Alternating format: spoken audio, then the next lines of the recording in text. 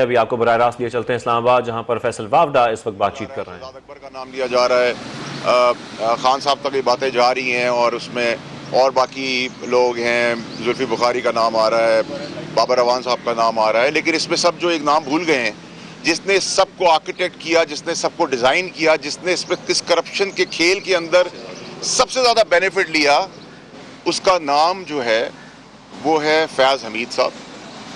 और फैज़ हमीद साहब आपको पता है कि पुराने DGIS हैं, एक्स DGIS हैं, और मुतल्लिका इदारों से मेरी उम्मीद और ख्वाहिश ये है कि इसमें कोई रॉकेट साइंस की हमें ज़रूरत नहीं है कि ये करप्शन के काम को ढूंढना।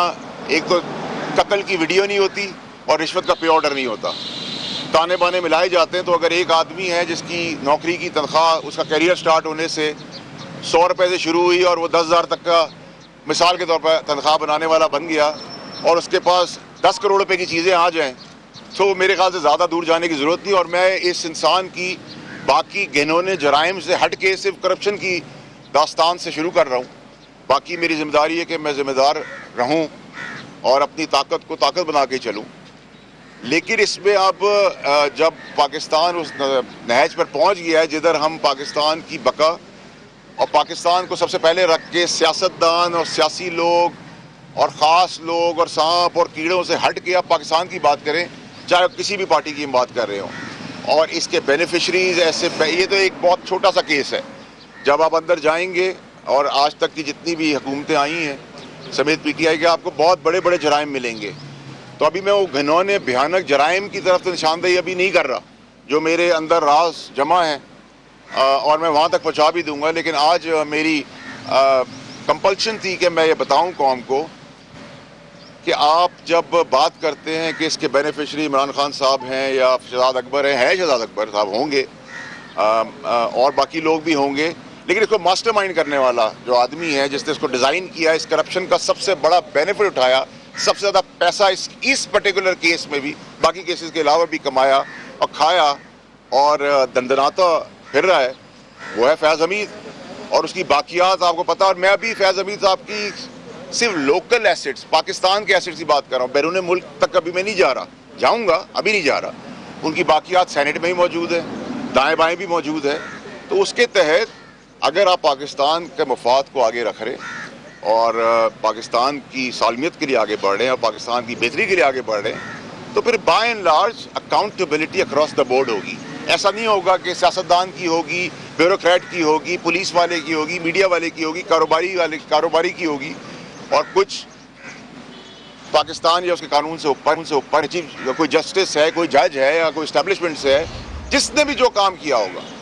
और कुछ लोग जिन्होंने जराइम में मुलव्वस हैं, उनकी करप्शन की दास्तान की पहली सीढ़ी मैंने आज रख दी है पाकिस्तानी कौम के आगे, और मैंने अपना फ़र्ज़ अदा किया है और आगे अदा करता रहूँगा। और जो इमरान खान साहब ने सिखाया था, जो पुराने इमरान खान साहब थे जिनके फ़लसफ़े पे हम चल रहे थे, उन्होंने जो सिखाया था उसकी आज मैंने वो पूरा कर दिया जो उन्होंने मुझे सिखाया था। और उन्होंने हमेशा ये कहा था कि उधर खड़े होना जब कोई खड़ा होने को तैयार ना हो। तो मैं तो खड़ा हो गया। खान साहब, आप वो फ़लसफ़ा सुना के मुझे भूल गए और आप नए इमरान खान साहब हैं आज वाले, और आप ही नए पाकिस्तान में जाए। हम आपकी शागिर्दी में अपने पुराने इमरान खान और उनके फ़लसफ़े के हिसाब से चलते रहेंगे और पाकिस्तान के लिए जो बेहतर कर सकेंगे करेंगे। वाडा साहब, ये बताइएगा कि फैज़ हमीद का नाम लिया, क्या आपने इस चीज़ से मुतल्लिक, उनकी करप्शन से मुतल्लिक कोई दस्तावेज़ात अंदर नैब में आपने जमा कराएं? देखिए जी, मैंने जितनी बयानात और जितनी चीज़ें लिखवानी थी वो लिखवा दी।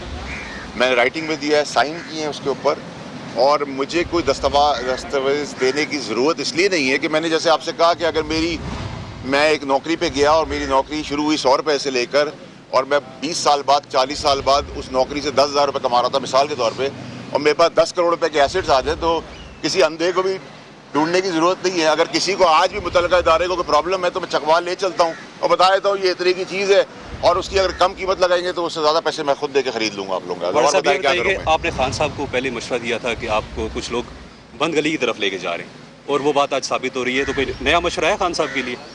देखिए जी, जो मैंने खान साहब को मशवरा दिया और जिस वक्त मैं पार्टी से निकाला गया 8 महीने पहले, उस वक्त पार्टी आसमान से बातें कर रही थी। इमरान खान साहब आसमान तक टॉल थे और मजबूत थे, ताकतवर थे, और मैं हवा के दूसरी तरफ जाके खड़ा हुआ।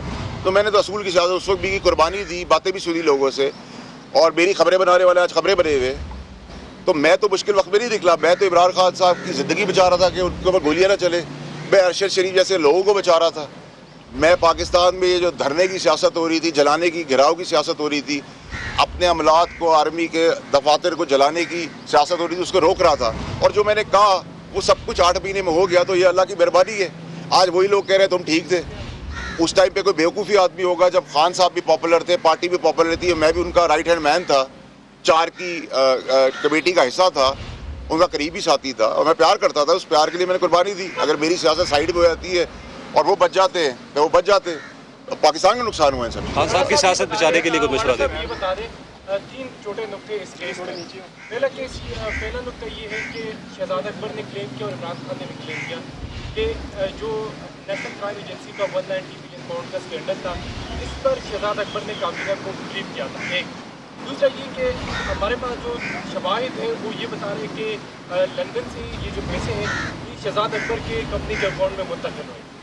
तीसरा ये कि इससे पहले भी नेब में पेश हुए थे, आपने फिर जमीन का नाम नहीं लिया था, हालांकि आप उस पूरे अमल से वाकिफ थे।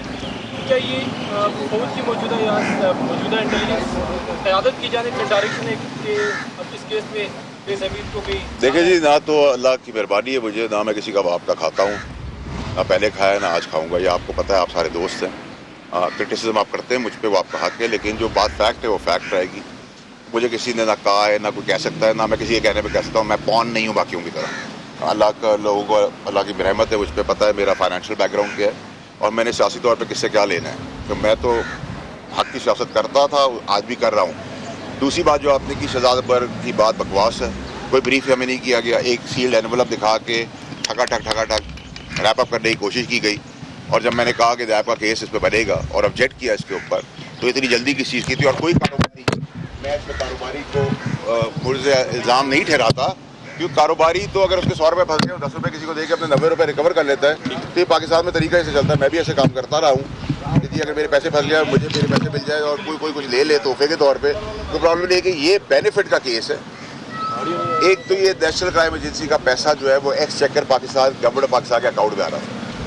ये ओवर एंड अबव 460 बिलियन से ऊपर पैसा था, ये एडजस्टमेंट का पैसा नहीं था। इतना बड़ा अरबों रुपए का बेनिफिट देने का मकसद ये कि आपने कोई बेनिफिट की तैयारी पहले से की हुई थी। और उससे पहले भी ये जो किचन कैबिनेट हुई, उसमें भी जहाँ मेरा शहजाद अकबर का बहुत सीवियर आर्ग्यूमेंट हुआ और उसके विटनेसेस है, जब मैंने उसे कहा कि ये खान साहब को मैंने कहा ये आदमी सुल्तानी गवाह बनेगा, ये मुझसे भाग जाएगा, और इस आदमी को और कुछ और आदमियों को भगाने में भी फैज़ हमीद का हाथ है।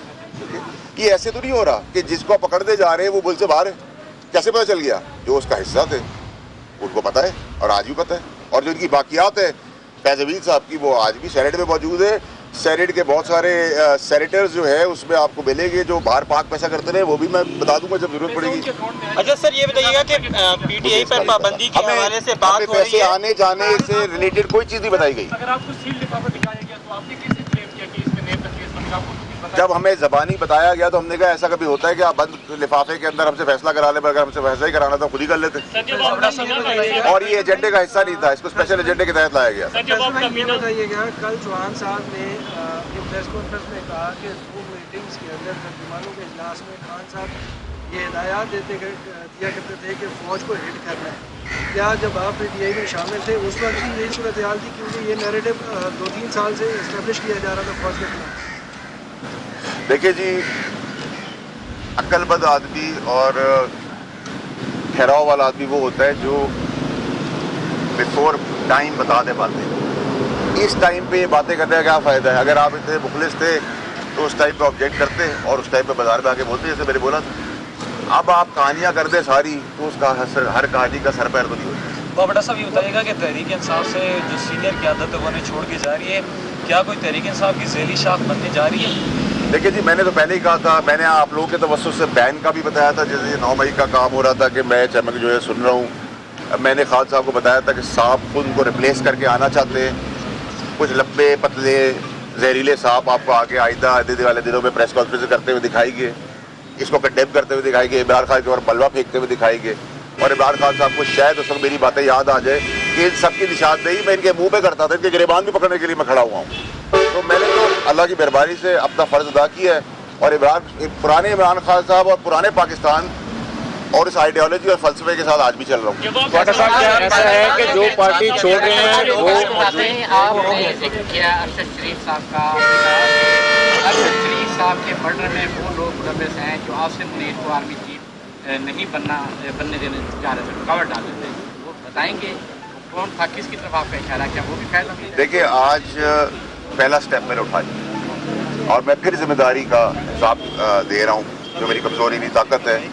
और मैंने कहा जब मैं शुरू होगा तो बहावलपुर चकवाल से होता कोयटा में रुकूंगा। तो मेरे रुकने और मेरे चलने से पहले अगर चीज़ें सिर्फ पे आ जाती है, जो मुझे उम्मीद है कि होगी और इंशाल्लाह होगी, तो मुझे ज़रूरत नहीं कि मेरी कोई बात से मुल्क की जगहदारी हो या मुल्क की रेपुटेशन को फर्क पड़े, तो इसलिए मैं रुका हुआ है, मुझे कोई चीज़ रोकने वाली है नहीं। सर, पीटीआई की जो मौजूदा पोजीशन है, जिस तरह उनके साथ जो रवैया हो रहा है, तो आप समझते हैं कि पीटीआई के अंदर कुछ मेंबर्स की वजह से, कुछ फैसलों की वजह से ये सारी सिचुएशन क्रिएट? 100%। इमरान खान साहब वो आदमी नहीं थे जो आज के नए इमरान खान साहब नए पाकिस्तान के अंदर नजर आ रहे हैं। ये वो आदमी नहीं थे। इमरान खान दलेर आदमी थे। मैं गाड़ी चलाता था कराची में, मेरी गाड़ी में जब बैठते थे तो मैं कहता था इधर उतर जाए, आपके सपोर्टर है, वो पूछते नहीं थे। हम कहते थे बदगाव खा ले, वो बदगाव खा लेते थे।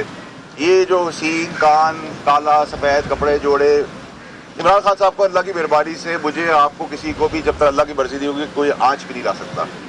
आप महलों के अंदर चले जाए, पत्थर के अंदर चले जाए, लोहे की सीलें लगा दें, अगर आपकी बारी आ गई है अल्लाह की तरफ से तो आपकी बारी आ गई है। तो इमरान खान साहब खुद से कहते थे। वाड़ा साहब, क्या ऐसा है कि जो पार्टी छोड़ रहे हैं वो ईवान सदर से पिटीशन लेके आ रहे हैं, उनके कहने पे छोड़ रहे हैं, क्या ऐसा है? देखिए, ईवान सदर में जो ईवान सदर के सदर साहब ने जो काम किया है वो मेरे ख्याल से कोई दुश्मन भी नहीं कर सकता। और इस मिसअंडरस्टैंडिंग्स के अंदर बहुत बड़ा रोल ईवान सदर और सदर आरिफ अलवी साहब का है। सर, क्या पीटीआई पे पाबंदी की बात हो रही है, क्या इससे आप इसके हक में है कि पीटीआई पे पाबंदी लगनी चाहिए या उन पर लग सकती है? देखिए, पाबंदी तो नहीं लगनी चाहिए, लेकिन जो काम करवा दिए गए हैं वो पाबंदी के लिए बहुत काफ़ी है। तो ये काम होने नहीं चाहिए थे, लेकिन पाबंदी लगा के आपको कोई फ़ायदा नहीं है। लेकिन अगर आप कहें कि पाबंदी वाले काम नहीं किए, पाबंदी से ज़्यादा वाले काम कर दिए। ऐसा साहब ये बताएं, ये पाकिस्तानी पार्टियाँ होती हैं सियासी, उनके साथ ये रोज़ सवाल लगा रहता है, पार्टी क़यादत गलत फैसले भी करती हैं, बहुत गलत इक़दाम उठाती हैं, इसका क्या मतलब है? लोग पार्टियाँ छोड़नी शुरू कर दें? देखिए, आपने बड़ा अच्छा सवाल किया है। देखिए, हमेशा लीडर का काम होता है कि वो आगे देखे, गधे और घोड़े का फ़र्क देखे, अच्छे बुरे का फ़र्क देखे। जब आप अच्छे बुरे का फ़र्क ही नहीं समझ रहे और आपको समझा रहे हैं, तो हम तो खान साहब ज़्यादा काबिल लोग नहीं हैं, हमारी तो कोई औकात नहीं, हमें तो कोई लीडर नहीं है, हमें तो वोट अल्लाह के बाद उनकी वजह से पड़ा था। अगर हम आज ये क्लेम करेंगे हम इमरान खान के से बड़े लीडर हैं तो नहीं है ऐसी बात। लेकिन अगर कोई आदमी अपने आप को बड़ा बनाना चाह रहा है, उनको हटाना चाह रहा है और हटा के लाना चाह रहा है और आपको दिखा रहे तो मेरे वालिद साहब कहते हैं कि अल्लाह जब किसी को देता है तो उसको अकल दे देता है और जब लेता है तो उसकी अकल ले लेता है। तो अल्लाह से दुआई कर सकते हैं, बाकी तो कुछ नहीं कर सकते। अच्छा बाबर साहब, ये बताएं, आपको लगता है खान साहब इस केस में बेकसूर होते? वो कह रहे थे कि मुझे ब्रीफिंग दी गई थी ताकि मैं पहले भी कुछ पढ़ा। सर, मैं अभी अपने बंदे को एक आदमी को गोली मार रही, वो गोली मार दे तो आप कहेंगे कि वो कसूरवार है, मैं कसूरवार नहीं हूँ। लीडर की जिम्मेदारी है। अब आप क्या समझते हैं, कौन सी सियासी जमात मिक्स प्लेट, सब चाट बड़ी शौक से खाते हैं। सर, आप में जाएंगे? अगर मुझे जाना होता तो मैं 6 महीने पहले जा चुका होता। सर, आपको एक पार्टी में आ रहे हैं, सर आपको एक पार्टी में आ रहे हैं, सारी ये कि जो लोग जा रहे हैं। थैंक यू यार, thank you sir, thank you so much. 190 million pound की ट्रांजैक्शन के मास्टरमाइंड फैज हमीद हैं। फैसल वावडा बात कर रहे थे, उन्होंने कहा कि घिनौने कामों में सिविलियन डेमोक्रेटिक लोग मुलव्वस हैं। इस करप्शन का सबसे ज्यादा पैसा फैज हमीद ने कमाया। फैसल वावडा ने कहा कि अपनी बात पर कायम हूं, कानून अपना रास्ता लेगा। फैज हमीद की बाकियात सेनेट में मौजूद हैं। शहजाद अकबर को मुल्क से बाहर भेजने में फैज हमीद का हाथ है। इसके साथ साथ उन्होंने यह भी कहा कि सदर ने जो काम किया है वो दुश्मन भी नहीं कर सकता। पीटीआई से ऐसे काम करवा दिए हैं, लेकिन पाबंदी नहीं लगनी चाहिए।